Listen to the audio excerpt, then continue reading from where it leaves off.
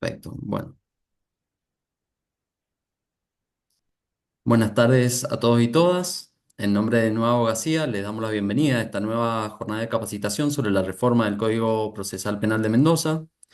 Bueno, Nueva Abogacía es un espacio que consideramos clave para reflexionar colectivamente los cambios tanto en la comunidad jurídica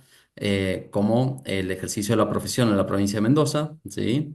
A partir de Nueva Abogacía, bueno, hemos organizado esta capacitación sobre la sanción de la Ley 9608, sobre las reformas que se han producido en el Código Procesal Penal y, bueno, para analizar estos cambios que se han producido está el doctor Francisco Machuca, máster en Derecho Penal por la Universidad Pompeu Fabra de Barcelona y diplomado en Compliance y Sostenibilidad. ¿Sí? Le damos la bienvenida y le agradecemos la participación. ¿Sí? Cualquier pregunta que vayan teniendo pueden ir realizándola en el chat, si no vamos a abrir un espacio para poder formularla al final de la charla.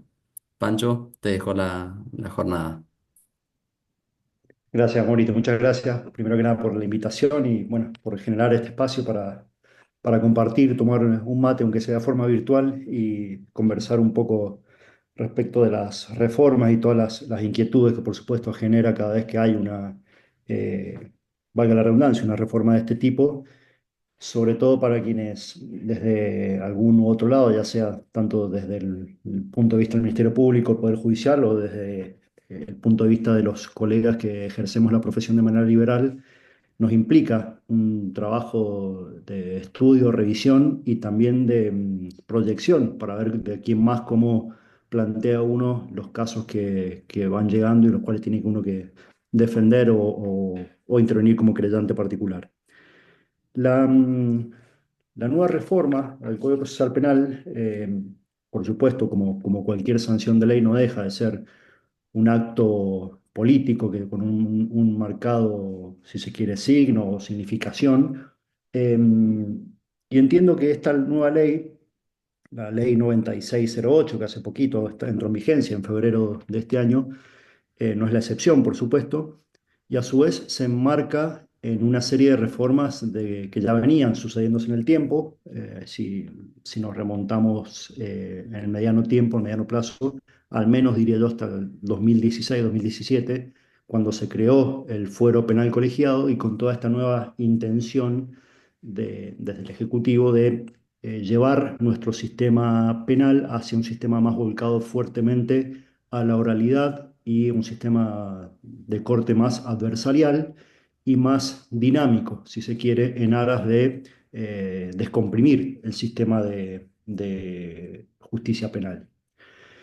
Hay reformas que uno puede estar, por supuesto, de acuerdo. Por ejemplo, yo la parte de la oralidad lo veo como sumamente positivo, ha permitido un mayor dinamismo, una mayor tramitación y celeridad con las causas, cuando aquellos que, por ahí los que somos un poco más grandes en el ejercicio de la profesión, no sé, desconozco la mayoría de los que están acá conectados, pero quienes ejercemos hace un tiempo vivimos el cambio de cuando el sistema era absolutamente, o no absolutamente, sino mayormente escrito en la etapa de instrucción, a este nuevo sistema en el cual muchas de las incidencias se sustancian y se resuelven de manera oral, en audiencia oral ante un juez. Y hay otras reformas, como tal vez las últimas, que está bien que uno lo ve desde el punto de vista del abogado defensor y, por supuesto cuesta abstraerse de ese enfoque, y los veo con un poco más de preocupación porque lamentablemente entiendo que han terminado normativizando, o si se quiere, como se suele decir, sincerizando prácticas que ya se venían dando, ¿sí? Que entiendo que redundan en una limitación. En el afán de buscar velocidad, están limitando ciertas facultades de la defensa y sobre todo de las personas imputadas y en algunos casos también de las víctimas de delito, lo cual también no es, por supuesto, menos preocupante. Hubiese estado bueno, tal vez, lógicamente, toda ley es producto de una situación fáctica que a medida que la situación y la realidad va cambiando, se van buscando nuevas soluciones, por supuesto. Pero tal vez hubiera estado bueno que todas estas series de reformas que se vienen dando desde 2016 hasta ahora se hubiesen hecho de una forma tal vez más sistemática y que no genere por ahí contradicciones y estos errores. Eh, Antes de entrar exclusivamente en la ley 9608, me interesaría todos los que estamos presentes, bueno, recordaremos, si no lo hacemos muy rápido, que nuestro sistema hace mucho abandonó los tintes inquisitivos, todavía no vamos a un sistema, si se quiere, acusatorio adversarial puro, pero estamos, entiendo, tal vez en camino hacia eso. Todos los procesos penales, me refiero a todos los procesos penales a la instrucción común, de la famosa IPP, o incluso también los sistemas como los procedimientos de flagrancia y el correccional, que es muy similar al de flagrancia, tienen previsto en nuestro código en esencia esas dos grandes etapas de instrucción e investigación, con diferencias por supuesto, y una etapa de debate. En ambas etapas, por supuesto, la acusación o el ejercicio de la acción pública, en la mayoría de los casos a cargo del Ministerio Público Fiscal, por su parte es resistida por la defensa y, como siempre, un juez de garantías que oficia, si se quiere, de árbitro entre las partes cuando se plantean determinadas incidencias. Perdón que cite esta idea que parece por ahí un poco tonta o básica, pero me parece que hay que tenerla fresca en el momento de analizar este nuevo articulado de la ley 9608, que ha modificado, si mal no recuerdo, algo de 10, 11 artículos y ha introducido uno nuevo. Cuando releía la ley en vista a esta clase, a esta capacitación, eh, me planteaba cómo podríamos resumirla de modo que sea didáctico y les quede en la cabeza cuál es el espíritu, en definitiva, de todas estas modificaciones. Y creo que las dos palabras, o dos o tres palabras para resumir esta nueva ley, serían, yo diría, taxatividad y efectos no suspensivos. Le pondría esos dos grandes títulos, que son las grandes o las más visibles reformas que van a ver que están en todo el tiempo en los nuevos artículos que ha modificado la ley 9608. Simplemente a modo de ejemplo, ¿vieron? La ley dice cuáles son, como siempre, cuáles son los artículos que se van a modificar, cuál va a ser la redacción en la que van a quedar en definitiva los nuevos artículos y cuáles son, en este caso en particular, un artículo, cuál es el artículo agregado que es el 362 bis de la nueva ley. Ya de entrada, el primer artículo que modifica, verán, es el artículo 22, que es un artículo que está dentro de la parte del código donde habla de cómo se tramitan las excepciones previas, y de entrada ya aclara que cualquier tramitación de una incidencia previa lo va a hacer sin efecto suspensivo. Esta pequeña palabra o efecto, esta frase de sin efecto suspensivo, está a lo largo de todo el proyecto de ley, o ley, perdón, y sobre todo va a tener mucha incidencia en lo que hace a las vías recursivas, cuando uno es defensor y plantea ciertos recursos y pretende que ante la negativa ir a una instancia superior de revisión de un fallo, se han limitado mucho las opciones, las posibilidades de recurrir ciertas resoluciones, y con el agravante encima de que en los casos en que sí se puede apelar, para ser más concreto, recurrir una resolución, el agravante es que en la mayoría de los casos no tiene efecto suspensivo, con lo cual, en ese afán de que el proceso avance, avance, avance, se avanza, pero muchas veces a costas de que la defensa pueda ejercer un derecho ante un superior y en todo caso revisar si eso que dictó un juez acuo es correcto o no. Em, este efecto no suspensivo está en el artículo 22, está también en el trámite de las nulidades, por ejemplo, es algo que el artículo 201 de nuestro código, que regula las oportunidades y las formas en que uno tiene que plantear las nulidades según la etapa del proceso que se encuentre. La ley anterior, en la redacción de la 6.730, no decía nada respecto de qué pasaba con el trámite de la investigación mientras cuando uno planteaba una nulidad. Entonces daba a entender que podía haber un efecto suspensivo y uno podía decirle al fiscal o al juez de garantía: espere para un momento porque estamos transitando una incidencia de nulidad, no ejecute esa orden, ese auto, ese resolutivo, decreto, lo que fuere, porque he planteado un incidente de nulidad y en su caso tengo el derecho de, eventualmente, ante un rechazo por el juez de garantía, de la apelación y eventualmente incluso hasta una casación. Visto desde el otro punto de vista, desde la Fiscalía y de los titulares del ejercicio de la acción penal, que son sobre quienes pesan, por supuesto, por ejemplo, los plazos cuando hay una persona privada de libertad, lógicamente que el hecho de que no haya un efecto suspensivo va en resguardo de su función, porque les permite seguir avanzando sin que se le cumpla un plazo o que esté parada, como quien dice, la causa por el solo hecho de que la defensa ha presentado un recurso y hay un efecto suspensivo.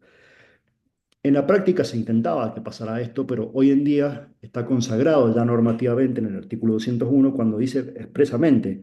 durante la investigación, si se van al último artículo, el incidente se tramitará en la forma establecida por el artículo 350 y han agregado expresamente: y la decisión del juez de garantía será apelable, pero sin efecto suspensivo. ¿Sí? Con lo cual, repito, acá se ve claramente este afán de imprimir celeridad, eh, y entiendo que podría llegar a ser contraproducente en la medida de que podrían encontrarse uno ante situaciones encontradas, porque si el fiscal pretende ejecutar una determinada resolución, ya sea propia o del juez de garantía, y posteriormente se encuentra con que la Cámara de Apelaciones le diera la razón a uno, a quien haya planteado la vía recursiva, claramente nos encontraríamos ante una situación de desgaste, si se quiere, jurisdiccional innecesario, porque vendríamos ejecutando una orden que luego un tribunal superior en alzada nos diría que no corresponde ejecutar. Em, este mismo espíritu de la ley, del tratar de lograr celeridad, también, y me parecen, sí, los dos artículos tal vez más importantes que ha reformado, se ven muy claramente en el artículo 347 de nuestro código, que es la facultad de proponer diligencias durante la investigación, y también en el artículo 350, que son los casos en los que uno se puede oponer ante un resolutivo del Ministerio Público y ocurrir directamente ante el juez de garantía. Em, Sí, me parece grave, y esto sí lo digo desde un punto de vista netamente de ejercicio del derecho de defensa. Incluso veremos si nosotros mismos, algún colega, ustedes se animarán en estos tiempos que siguen a plantear una inconstitucionalidad de este artículo, principalmente el 347, porque ha cambiado sustancialmente la facultad de proponer una diligencia probatoria, sobre todo en el curso de la investigación penal preparatoria. ¿Por qué digo esto? La primera parte es igual que siempre, uno le puede decir al fiscal que quiere realizar, le puede requerir realizar una determinada diligencia probatoria, uno tiene que justificar la pertinencia y utilidad, esa parte no ha cambiado para nada, y luego el código también dice: si la rechaza, se podrá ocurrir ante el juez de garantía en el término de 3 días.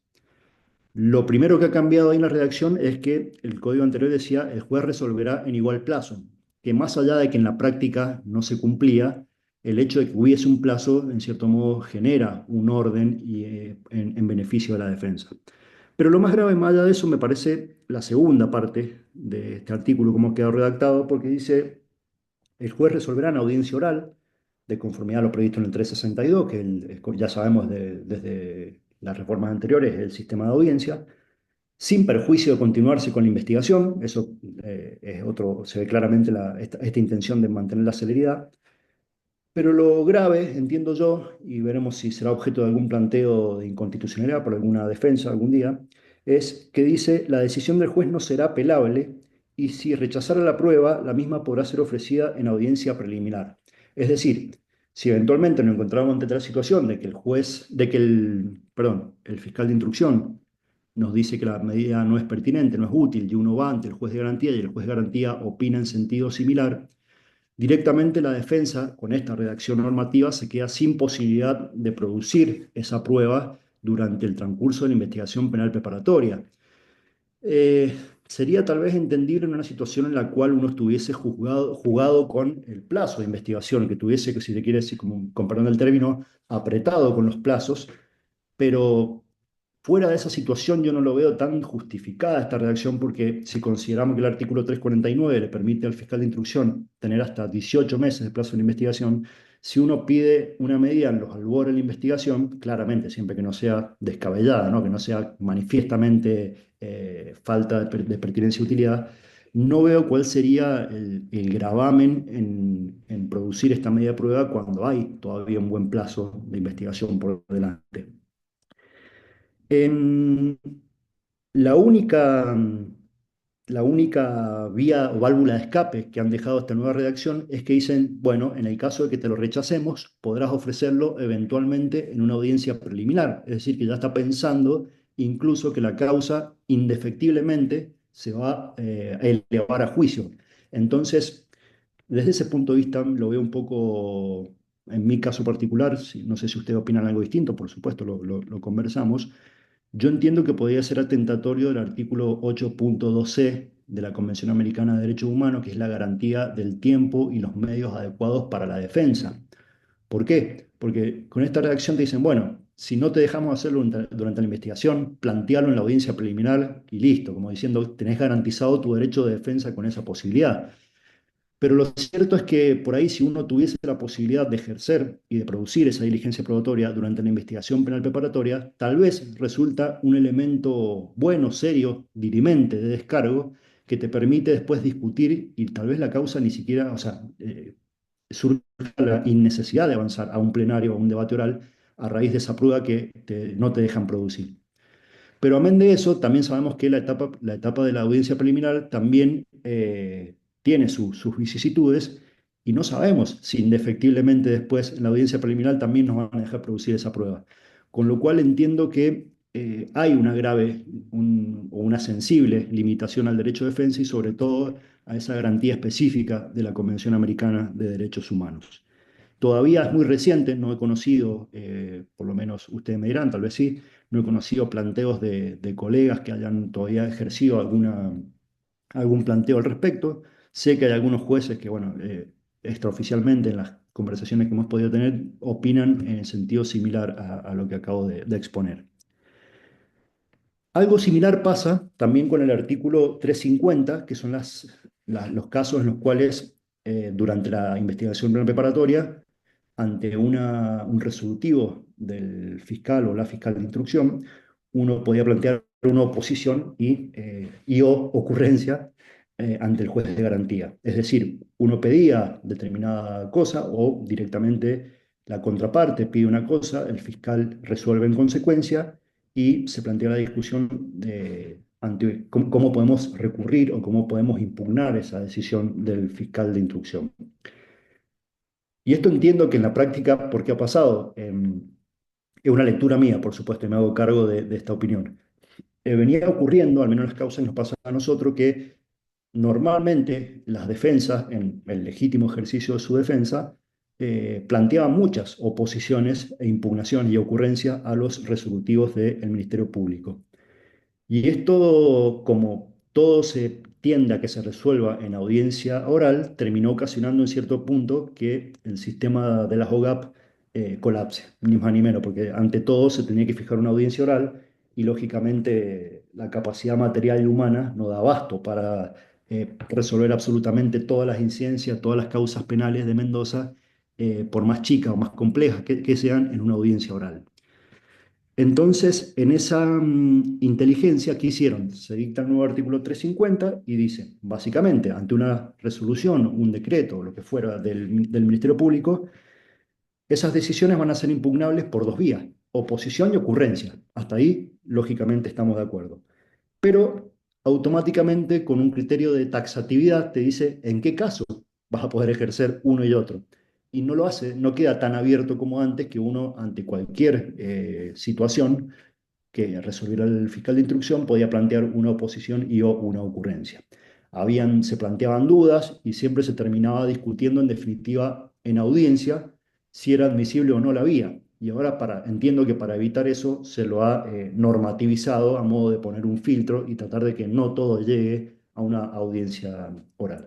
Permiso, voy a seguir con el matecito porque estamos en horario a media tarde, se ha hecho largo el día desde la mañana. Si ven en la redacción, después dice claramente, van a ser oponibles y nombra exclusivamente cuatro supuestos. El 13, que son las cuestiones prejudiciales. El 104, que es cuando el fiscal rechaza la instancia de constitución increyente.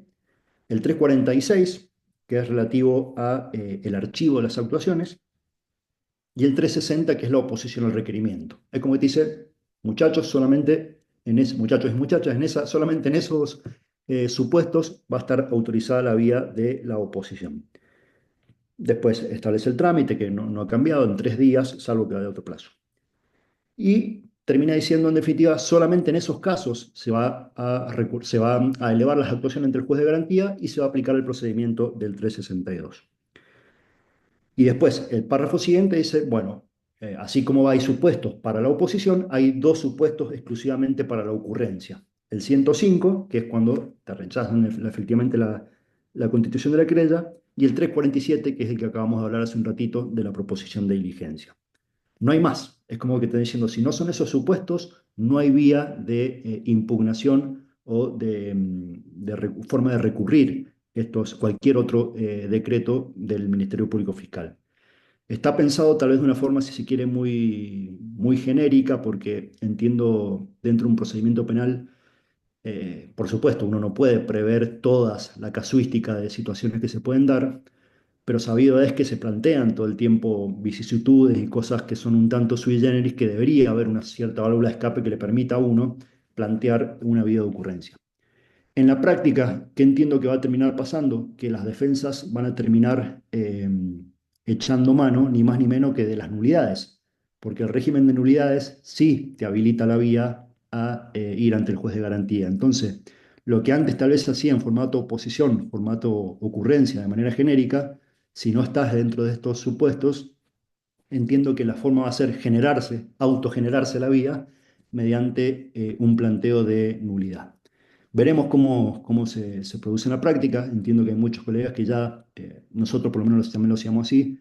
ya venían haciéndolo esto así ante la posibilidad de que te contesten de que cierta incidencia no es oponible o no es objeto de una ocurrencia. Amén de eso, y si bien son resoluciones del Ministerio Público, también entiendo que podría ir en contra un poco de, el criterio del fallo casal, esto es la garantía de la doble instancia, porque si no te dejan ir ante un juez de garantía, si normativamente no te habilita la vía de ir ante un juez de garantía, mucho menos aún de ir ante un tribunal superior. Con lo cual entiendo, va a terminar todo decayendo por vía de nulidad, y es lo que yo haría, entiendo, en el caso que tocara y no fuera uno de los supuestos que hoy autoriza la norma de rito. Em, la apelación es otro artículo que ha sufrido también sensiblemente una reforma, el artículo 355. Perdón, no la apelación en general, sino exclusivamente en lo que hace a la sentencia de sobreseimiento. Cuando se dicta una sentencia de sobreseimiento, si es o no es apelable. Y claramente también va en la misma línea, entiendo, como bien dice, sin efecto suspensivo, y limita también los casos en los cuales se podría apelar una sentencia de sobreseimiento. Pero bueno, entiendo que ese no tiene una mayor modificación o mayor incidencia que los previstos recién, como el 347 y 340 y 350. Em, Donde sí también hay otras modificaciones interesantes en este afán de celeridad es en la etapa intermedia, esta etapa crítica, cuando el fiscal de instrucción decide que ha cerrado la investigación penal preparatoria, ha hecho una valoración de la prueba, a su criterio hay elementos de convicción suficiente, hay probabilidad afirmativa de que el hecho haya existido y la persona imputada ha cometido el delito, y decide, como sabemos, dictar el requerimiento de elevación a juicio. ¿Y por qué digo que esta etapa ha sufrido modificaciones sensibles? Y entiendo que es la única que sí, hoy por hoy, ya han habido unos pronunciamientos en tribunales que no habría mayor discusión. Ha quedado modificado porque claramente elimina una de las grandes opciones que tenía antes cuando uno se quiere oponer, es decir, se dicta el requerimiento de elevación a juicio, se notifica a las partes. Como sabemos, es uno de los pocos actos que se notifican tanto a la defensa técnica como al imputado. Pero el código en su redacción anterior te permitía oponerte, como bien decía, instando el sobreseimiento o, en su defecto, el cambio de calificación. Y esto, más allá que en la práctica era poco usado, entiendo que era correcto, porque si uno decide por estrategia defensiva, por ejemplo, avanzar una etapa de juicio, es decir, entiendo que podemos discutir esta, o por el motivo que fuere, entiendo que puedo discutir esto en una etapa de plenario. Una cosa es ir con una calificación grave o lo que fuera, con sus ciertos elementos típicos, objetivos, subjetivos y demás que uno va a delinear un tutorial del caso y va a saber qué es lo que tiene que probar. Y otra cosa distinta es que vaya con otra calificación y otra plataforma fáctica, porque te varía mucho lo que vas a tener que hacer después en la audiencia preliminar. Y no da lo mismo ir, por decirlo de alguna manera, por un homicidio con un exceso en una causa de justificación que ir tal vez por un delito menor, una tentativa de homicidio, lo que fuera. Estoy pensando, dando ejemplos por decir, ¿no? No da lo mismo la elevación de una causa e incluso podría verse, entiendo, hasta violentado el principio de congruencia. Vamos a ver cómo se da un poco en la práctica también esta modificación, porque ahora solamente el artículo dice, si te notifican del requerimiento de elevación a juicio, te vas a poder oponer instando el sobreseimiento, nada más. Como diciendo, con la calificación que tenés ahora es con la calificación que vas a elevar a juicio. Y es raro porque está bien, el artículo anterior tampoco decía cuándo uno podía plantear el cambio de calificación. Los jueces de garantía en la práctica te decían, bueno, como está en el articulito que habla de la oposición a la elevación de juicio, el momento para discutir la calificación es ahí, eventualmente en la audiencia de oposición a la elevación a juicio. Y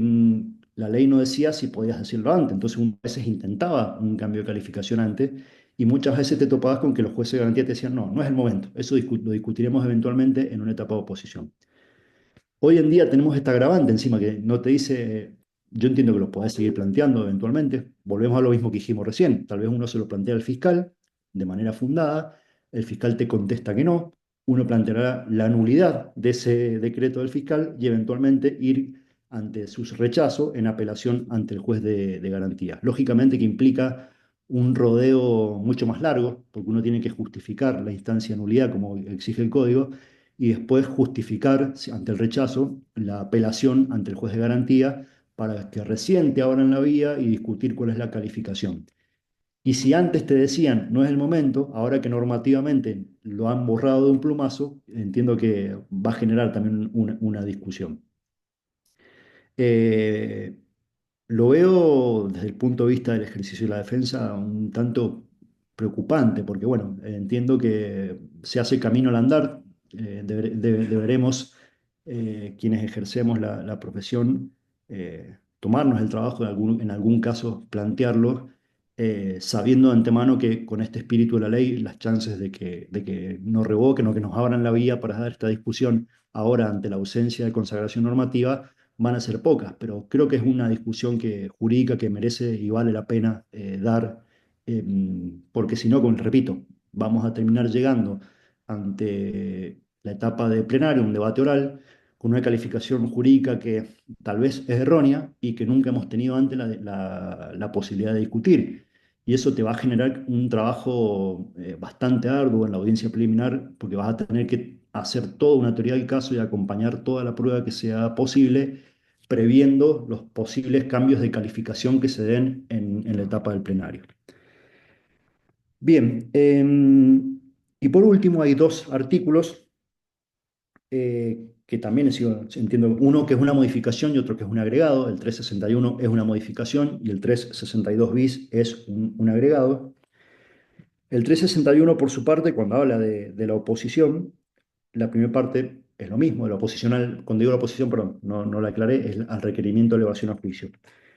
Dice el juez resolverá en audiencia oral la oposición al requerimiento de citación a juicio. Si no hiciera lugar, ordenará la elevación de la causa, como es sabido,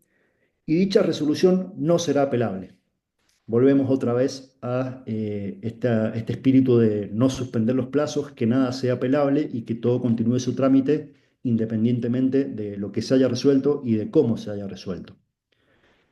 Vuelvo un poco a la crítica de base, y perdón si soy redundante en esto, pero entiendo que es el gran error, valga la redundancia, de base de la que partimos. Nuestro código es perfectible, no es malo, pero es perfectible, hay cosas que podríamos todavía mejorar,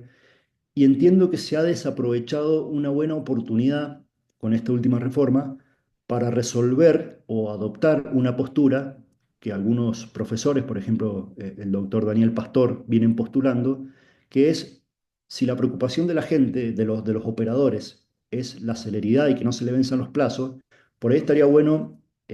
atar los dos grandes plazos que tiene la investigación, esto es el plazo de investigación y el plazo eventualmente de la prisión preventiva, si es que tenemos una persona preventiva, atarlos en un plazo único y no empezar a hacer estas modificaciones que van en detrimento del derecho de defensa con el solo afán de que no se le venzan los plazos a quien está instruyendo o a quien tiene que decir la causa, a costas de limitar las facultades del derecho de defensa. ¿Por qué digo esto? Me ha pasado en otra oportunidad, lo podemos charlar en una causa, una clase en particular, pero estamos en una causa en la cual ha habido con mis socios múltiples violaciones del derecho de defensa y llegamos a una instancia en la cual justamente estaba ahí por sancionarse esta ley y se anuló el juez de garantías en la audiencia de oposición nos da la razón y anula el requerimiento de elevación a juicio por entender que no cumplía con los requerimientos del código y ordena al fiscal de instrucción que lo rehaga, básicamente que lo funde mejor a este requerimiento. Como al fiscal se le estaban por vencer los plazos de la prisión preventiva, no hablo de los plazos del IPP, sino los plazos de la prisión, los plazos del IPP ya estaban vencidos hace rato, cambia palabras más, palabras menos, ese mismo requerimiento, pero en esencia sigue siendo el mismo requerimiento. ¿Sí? Esto es llevado nuevamente ante el juez de garantía y el mismo juez de garantía que antes dijo que ese requerimiento era nulo, ante un requerimiento que es casi idéntico, como ya está, entendemos nosotros, jugado el plazo de la prisión preventiva, en esta oportunidad no se animó a plantear esta nulidad, de vuelta a darnos la razón con la nulidad del requerimiento, porque de darnos esa posibilidad no se elevaba la causa y no podía el Ministerio Público pedir ante el Tribunal Penal Colegiado la prórroga del plazo de la prisión preventiva. Y ahí es donde uno ve palpable el detrimento, es decir, tenemos una investigación que el mismo sistema ya ha dicho que es deficiente, y cuando empezó el mismo sistema a apretarle el plazo, termina cediendo y justificando ese acto, que entendemos que es lo mismo, en aras de que no se le venzan los plazos, de que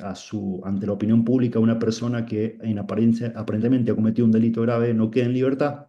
nadie quiera tal vez cargar con el costo político, pero en un claro detrimento del derecho de defensa, porque nosotros teníamos todavía la posibilidad de que si el juez nos decía que no, apelar esa resolución.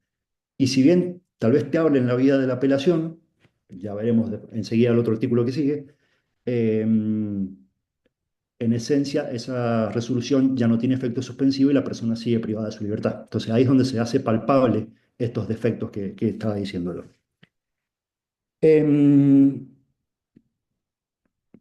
y bueno, y como decía, claramente ahora prevé que la resolución no será apelable. Este entiendo que es una de las pocas cosas que sí no está, ya no hay discusión, que apenas entró en vigencia la ley, esta misma semana tuvimos un planteo en otra causa, que somos creyentes, en el cual la defensa, el requerimiento era anterior a la ley, la defensa se opuso correctamente, se hizo la audiencia ante el juez de garantía y la resolución del juez de garantía es posterior a la ley. La defensa planteó la apelación entendiendo que se aplicaba la ley vieja porque la causa había iniciado con el Código Procesal Viejo. Nosotros, por nuestra parte, como creyentes, planteamos que el acto es posterior a la sanción de la ley y en materia procesal el principio es que es tempus regit actum, es la ley del momento del acto, y con un desarrollo bastante interesante, el Tribunal Penal Colegiado 1 nos da la razón en ese aspecto y básicamente dice que no habría en su inteligencia una violación al derecho de defensa porque la parte, en ese caso en particular, tuvo la posibilidad de discutir la prueba y la calificación antes y la va a tener con el nuevo régimen en el momento de la audiencia preliminar. Eh, Lógicamente, no quiero ser más papista que el Papa. En ese caso particular, a mi interés me sirvió porque yo estaba desde el punto de vista de la querella, pero también entendería al colega de la defensa que en ese caso particular empezó el proceso con un código procesal determinado, una redacción determinada,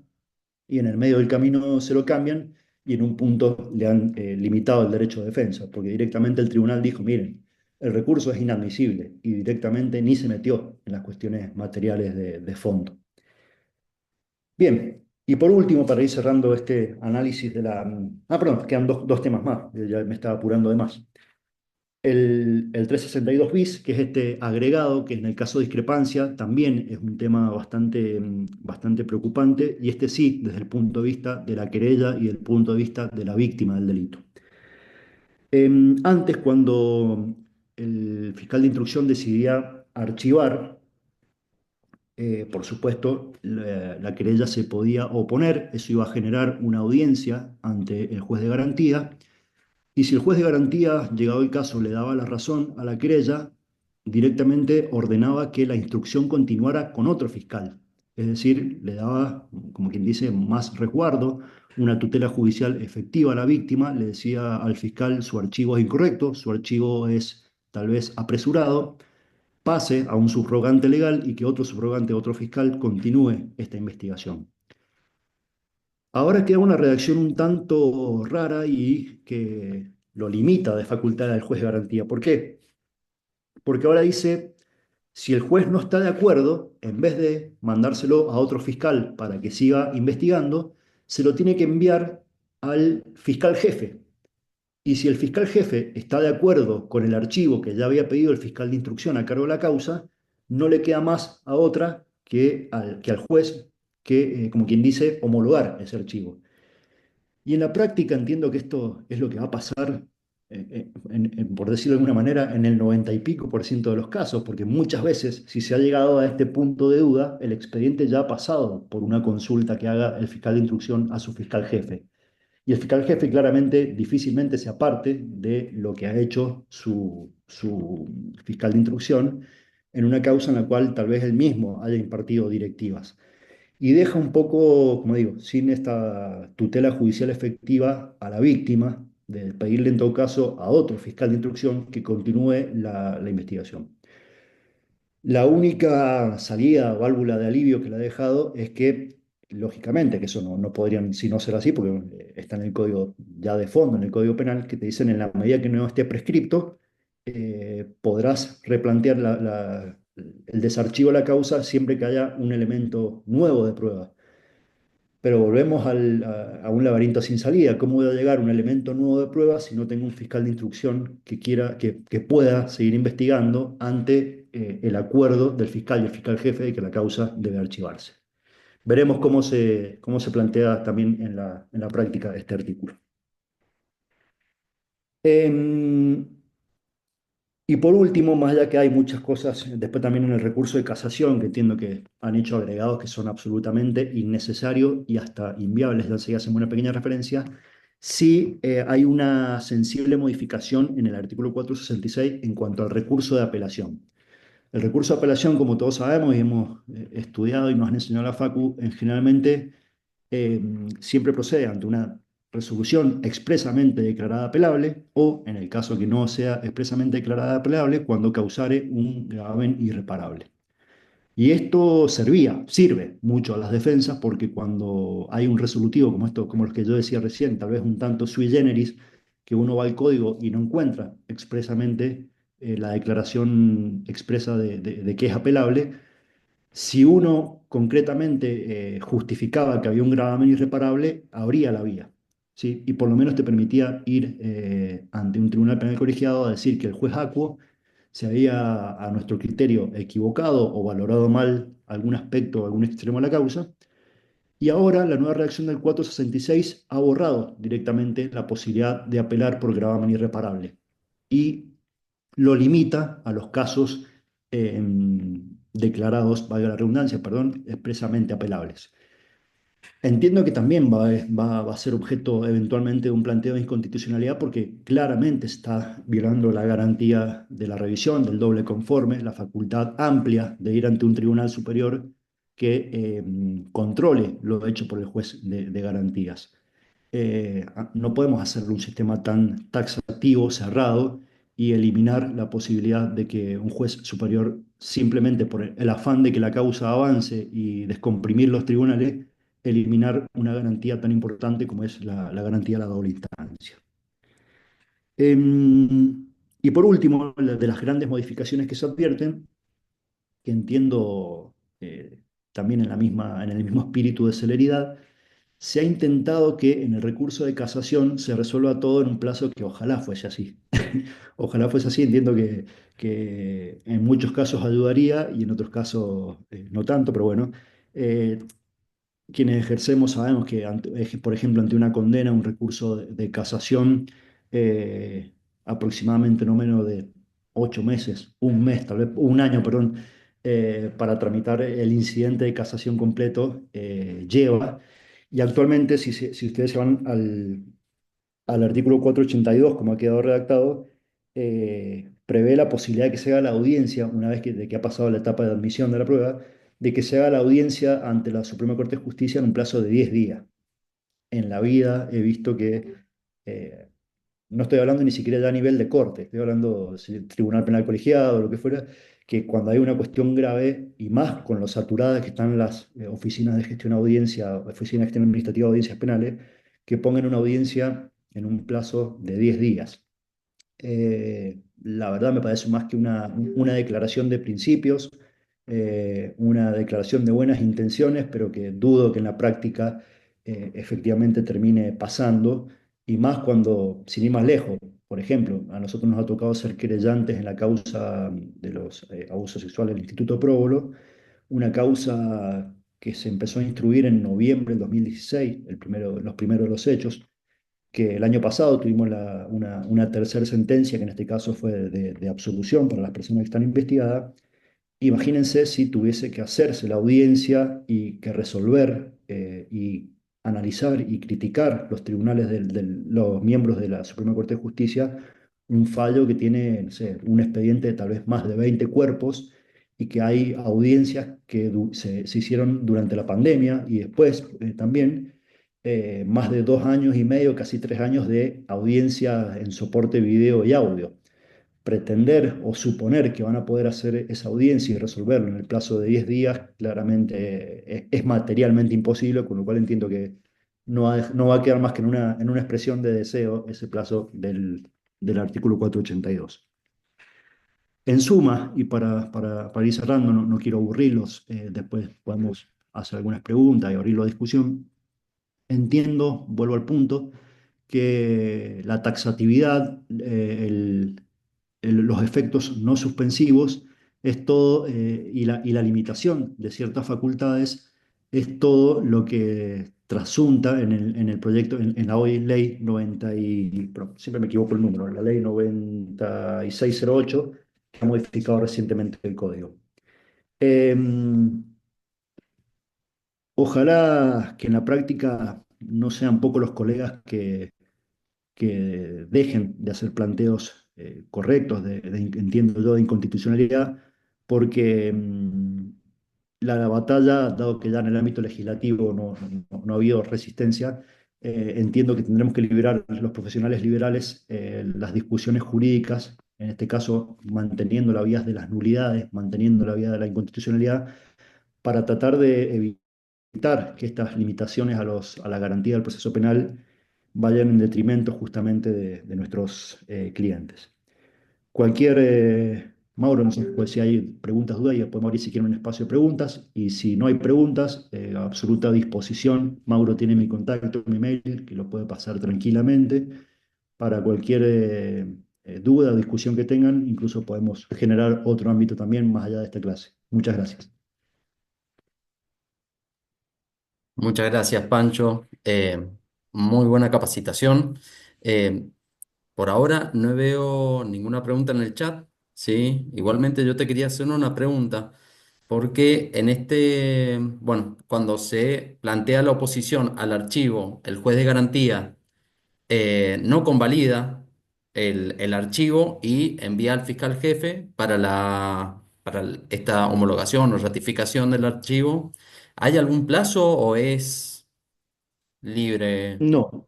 no hay, en la redacción que ha quedado este artículo que han introducido nuevo, el 362 bis, no hay un plazo. Simplemente dice, si el juez de garantía no está de acuerdo, te leo las palabras textuales, dice, em, si el fiscal de instrucción solicitase el sobreseimiento y el juez no estuviera de acuerdo, se elevarán las actuaciones al fiscal adjunto penal. Si éste coincidiera con lo solicitado por el inferior, el juez resolverá en tal sentido. No dice nada de plazos. Simplemente dice, vos como juez de garantía no puedes resolver nada. Primero, tenés que consultarle al jefe del fiscal. Y si el jefe del fiscal está de acuerdo con el fiscal jefe de la unidad fiscal especializada, eh, ata de manos al juez. Tiene que ordenar el archivo de las actuaciones.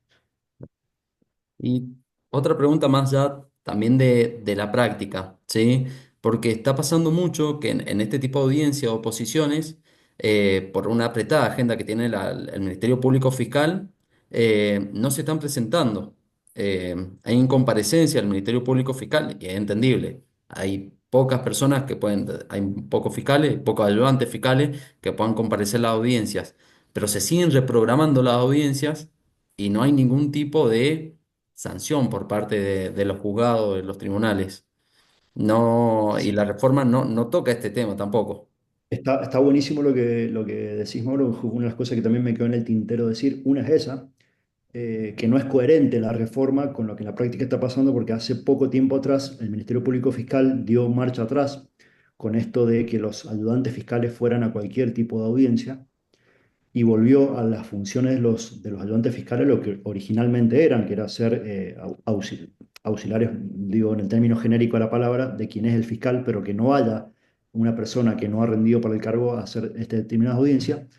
Y por otro lado, los saturan de audiencias, pero tampoco hay ninguna sanción en la práctica. Entonces, yo pensaba, si la idea era hacer reformas para descomprimir el sistema y para apurar los plazos, no han tenido en cuenta, por ejemplo, el artículo 349, que el artículo 349, que es el que establece lo que debiera durar el plazo de la investigación dentro de la IPP común, ahora hablo dentro del IPP común, no hablo del proceso de flagrancia, no hablo del proceso correccional, es un plazo bastante benévolo para el Ministerio Público, porque, y en la práctica uno muchas veces los colegas no nos oponemos, por distintos motivos, ¿no? Pero te dice, tenés 3 meses. Si los 3 meses no te alcanzan, tenés 3 meses más para investigar. Y si la causa es muy compleja, tenés 12 meses más, es decir, tenés hasta 18 meses. Pero acá todos los que estamos acá en este Zoom y que hemos tenido la suerte de participar en alguna causa penal, sabemos que de esos 18 meses que dura el plazo de la investigación penal preparatoria, ¿cuántos días efectivamente son útiles? Seamos sinceros. Entonces, nada, tal vez si estaría bueno meter alguna causa en alguna de estas inteligencias artificiales de hoy en día que saquen los días útiles realmente de tramitación de una causa de esos 18 meses y ver cuáles han sido los plazos, los días trabajados para hablar en castellano criollo. Y no prevé ninguna limitación ni ningún otro tipo de sanción para ese artículo más que si se te vence el plazo, pasa al subrogante y fin. Es decir, no, pará, deberíamos tal vez ver la redacción de ese artículo y ser un poco más estrictos y tal vez, como decía recién, incluso atarlo de una manera un poco más tajante al plazo de la prisión preventiva. Eh, pero bueno, sí, Mauro, como decís vos, no hay una sanción y por No. eso digo, al momento de celeridad, se ha buscado celeridad por la vía de cercenar facultades a la defensa, pero no de dar al menos un tirón de oreja a estos plazos amplios que tiene el Ministerio Público. eh, y tal vez ahí hay un buen momento un buen elemento para darle celeridad a la investigación. Si fuese más tajante, si no, pará, tenés 3 meses y te vamos a dar 3 meses más, pero modificar la redacción, por ejemplo, se me ocurre, estoy pensando en voz alta, no quiere decir que sea así, que justifique mejor el fiscal por qué no le alcanzaron los 3 meses, que se haga una audiencia más concreta, que tenga que detallar él, más allá que en la práctica es lo que se ha querido hacer y a veces pasa, que tenga que detallar en concreto cuántos días se trabajó, cuántos días no se trabajó, si efectivamente hubo una actividad dilatoria de las defensas o entorpecimiento de las defensas que justifiquen realmente pedir los 3 meses y hasta, o después de los 6 meses, los 12 meses más, pero no esto que se hace incluso que ahora sea web, como el sistema colapsó porque estaba previsto que el sistema, esto se diera en una discusión en audiencia oral, volvió a lo que era antes un poco, que te llaman o te mandan el escrito para decirte, che, vas a estar de acuerdo en que se haga de manera por escrito, simplemente te vas a oponer o no te vas a oponer. ¿Se va a hacer audiencia o no se va a hacer audiencia? Yo creo que ahí había si estamos pensando, como decía yo recién, en 18 meses de investigación y después encima cerrada la investigación, tenés hasta 3 años, hablando por supuesto de la prórroga, de prisión preventiva a una persona sin juicio. Habían otros lugares por donde podíamos cortar plazos sin necesidad de pasar facturas, con perdón del término, a las facultades de las defensas. Exacto, Pancho. Bueno, te agradezco. Bueno, la respuesta, pues realmente estamos pensando lo mismo respecto de que lo que se está cercenando son derechos a la defensa, más que en primar la celeridad del proceso, donde se podrían buscar de otro lugar. Bueno, queremos agradecer a Francisco Machuca por su claridad, por los conocimientos que nos ha transmitido. Esta jornada nuevamente reafirma la importancia de estos espacios de formación y bueno, desde Nueva Abogacía que vamos a seguir impulsando estos encuentros, convencido y convencida de que es el acceso al conocimiento jurídico, que tiene que ser colectivo y que esta comunidad nos va a servir para seguir formándonos, ¿sí? Nuevamente, gracias, Pancho. Lo único que están llegando son mensajes de agradecimiento al chat, no hay otra pregunta. Y lo último, quería aclarar que esta jornada va a estar subida en el canal de YouTube de Nueva Abogacía Mendoza en los próximos días. Así que, bueno, Pancho, muchísimas gracias y bueno, Gracias a ustedes nuevamente por la invitación y bueno, a disposición, Mauro tiene cualquier cosa, mi mail, mi teléfono, a absoluta disposición para los colegas que tengan alguna duda y si no duda, opiniones distintas también son bien recibidas, porque bueno, de esa dialéctica también se crece. Un abrazo grande. muchas gracias, Pancho. Hasta luego. Chao, chao.